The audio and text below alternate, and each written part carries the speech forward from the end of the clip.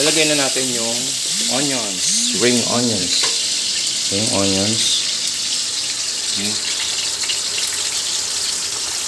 Onion rings.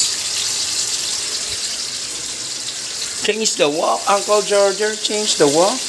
I only use one wok, and I don't have any dirty kitchen.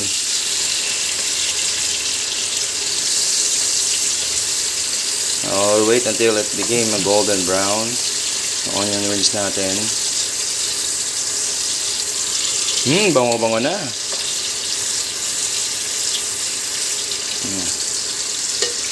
After that, nalagay na natin tong sayote at saka yung pipino.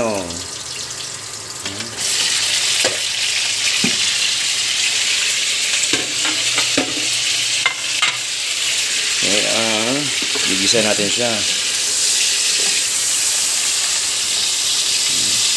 Naging vegetarian na ako. 1 week na akong vegetarian eh.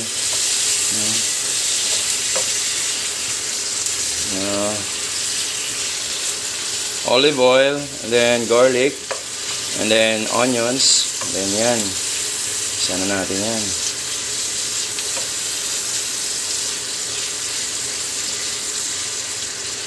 Siguro leave natin siya dyan ng let's say 2 minutes. Gagawin muna natin, ugasan muna natin ito, tsaka slice natin. Tsaka isi-simmer natin yon, ha?